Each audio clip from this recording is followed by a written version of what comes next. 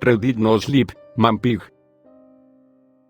Lo llamaron Mampig debido a la espantosa hendidura en forma de hocico en su barbilla y una enfermedad pulmonar crónica que lo dejó con una voz ronca que salió de su boca en forma de gruñidos y chillidos. Como un cerdo. Naturalmente, no era exactamente un término cariñoso. Mira, Mampig y yo estábamos juntos en la escuela, así que fui testigo personal del infierno por el que otros niños lo hicieron pasar. No era extraño ver bandadas de adolescentes malvados zumbando a su alrededor, despojándose de su dignidad como pájaros carpinteros con sus desagradables púas. Y eso fue cuando no estaba ocupado haciendo que los demás reorganizaran su ya poco atractivo rostro, todo simplemente por ser quien era. ¿Puedes imaginar cómo es eso? Tener violencia sobre ti por simplemente existir, ser utilizado como trampolín para alguien que busca ascender en la escala social. Las cosas tampoco le iban mejor en casa. Una madre que era adicta a la metanfetamina y un padre alcohólico abusivo formaban su familia. Y estoy usando ese término de manera muy vaga aquí. No fue una sorpresa para ninguno de los que lo conocimos que no pudiera hacer mucho de su vida en absoluto. De hecho, fue casi un milagro que sobreviviera a décadas de abuso y se convirtiera en el hombre bondadoso que la gente eventualmente llegó a conocer. Años después de que el resto de nosotros nos graduamos, fuimos a la universidad y seguimos adelante con nuestras vidas, Mampig decidió regresar a nuestra escuela secundaria para trabajar como conserje. Eligió arrastrar los pies y limpiar los mismos pasillos que tanto lo habían atormentado. Quizás estaba tratando de exorcizar viejos demonios, no lo sé. Lo que sí sé es que estuvo allí cuando mi hijo atravesaba el período más difícil de su vida. Fue un giro cruel de ironía que mi hijo terminara enfrentando exactamente el mismo tipo de intimidación que yo había sido un espectador mudo en mi propia juventud. Y eso también por los hijos de las mismas personas que habían acosado a Mampig en el día. Solo un círculo vicioso de rabia y odio. Me vi obligado a lidiar con las mismas actitudes apáticas que yo mismo había adoptado hace tantos años, obligado a enfurecerme contra las mismas instituciones ineficaces que habían hecho la vista gorda ante el abuso de Mampig. Día tras día de correr sin poder hacer nada. Tratar de poner fin a la intimidación de mi hijo me hizo finalmente comprender cuán profunda era la podredumbre en nuestra comunidad. Sin embargo, no pude hacer nada más que ver la chispa desaparecer de los ojos de mi hijo mientras se convertía en una cáscara vacía, una pálida sombra del brillante rayo de sol que solía ser en mi vida.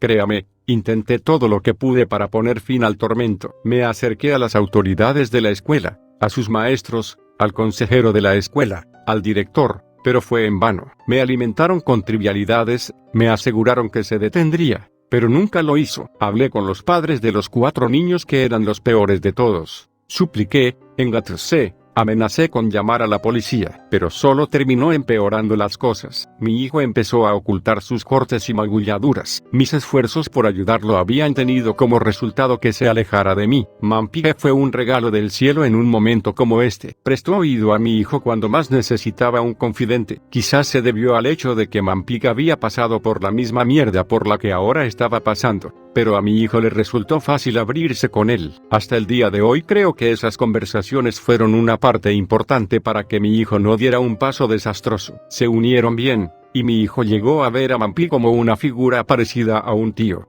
quien a su vez se derrumbó por completo cuando el tormento de mi hijo se intensificó por última vez. Estaba en la oficina cuando recibí la llamada ese día. Recuerdo cómo la taza de café se me cayó de las manos y se estrelló contra el suelo. Algunos de sus pedazos rotos rebotaron en las baldosas y aterrizaron en mi zapato. Recuerdo que estaba aturdido mientras salía del edificio. Me metía en mi coche y conducía hasta el comienzo del sendero para bicicletas en el bosque detrás de la escuela, ahora acordonado por cintas amarillas. Recuerdo haber empujado a un lado a los agentes de policía uniformados y haber sentido arcadas cuando finalmente lo vi, lo roto y ensangrentado que parecía, como su cráneo se había derrumbado en un punto. Todavía tengo pesadillas sobre el cuerpo de mi hijo tirado en el camino de tierra en el bosque. Todos sabíamos quién lo hizo, pero saber algo no es lo mismo que probarlo en un tribunal. Y además, esos 4 eran niños, juveniles, incluso si fueran condenados. El sistema de justicia simplemente los escupiría en las calles en un par de años. No, se necesitaba hacer justicia aquí, y no procedía de los muebles barnizados de una sala de audiencias. Las cosas necesitaban un toque medieval. Una vez más, fue Mampig quien se abalanzó como un ángel y me salvó de hacer algo irreversible. Si no hubiera sido por él, Ahora mismo me estaría pudriendo en alguna celda de prisión húmeda. Apareció en mi casa 2 días después de la muerte de mi hijo, llorando y lloriqueando con sus gruñidos y chillidos habituales. Yo, lo siento mucho, resopló. Su pecho se sacudió con sollozos e hipo. No pude ayudarlo. Silbó un suspiro por una fosa nasal bloqueada. Debería haber estado allí. Debería haberlo detenido. Me limpié las lágrimas de los ojos y lo dejé entrar. Hablamos de mi hijo con una botella de licor y a través de la bruma del humo del cigarrillo, tramando rápidamente un plan de venganza. No hay justicia. Los cazamos uno por uno, al amparo de la oscuridad. A través de las sombras, nos movíamos como la muerte encarnada, acechando a nuestra presa. Una vez más, no podría haber hecho esto solo, creando coartadas, eligiendo las herramientas adecuadas, cortando vallas de tela metálica, deshaciéndose de la ropa empapada de sangre. Mampig me guió a través de todo, incluso cuando estaba temblando de miedo en mi auto, con el vómito atascado en mi garganta, preguntándome si tenía ganas de hacerlo o no. Él estaba ahí a mi lado, palmeándome la espalda y susurrando que podía hacerlo. Para mi hijo, para mi chico, perdido en el abismo mucho antes de su tiempo. Para el cuarto ya estaba bastante acostumbrado a todo. El sonido del palo de golf golpeando la parte posterior de la cabeza del niño, como mis músculos se estiraron con cada swing, la niebla de sangre y materia cerebral arremolinándose en el aire, los ojos girando hacia el cráneo, la forma en que sus rodillas se doblan al colapso en el suelo. No sentí nada, miedo, tristeza, júbilo, nada. Me alegro de que estuviera hecho. Encima, poco sabía que estaba a punto de comenzar una vida llena de pesadillas. Entró al recinto y simplemente confesó. La voz del reportero resonaba por la televisión.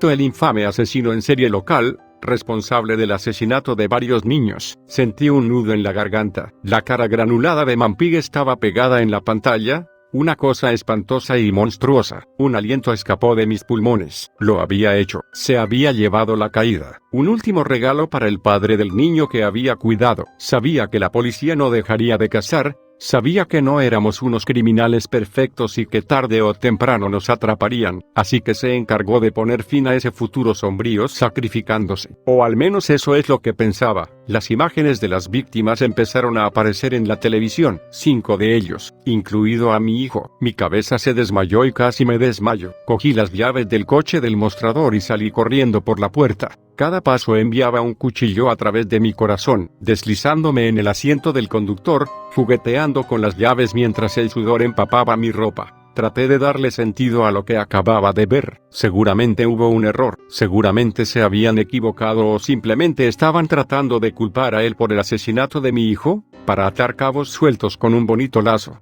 Me dejaron conocerlo. Una celda estrecha, fría y con poca luz. Se puso de pie cuando me vio, caminó hacia los barrotes gruesos, envolvió sus manos huesudas alrededor de ellos. Un ruido brotó de su garganta, una mezcla grotesca de gruñidos y chillidos, exactamente como el que había hecho cuando me vio por primera vez después de la muerte de mi hijo. Y ahí fue cuando entendí lo que realmente significaba ese sonido, que cuando me conoció ese día, no estaba llorando, no, se reía de mí,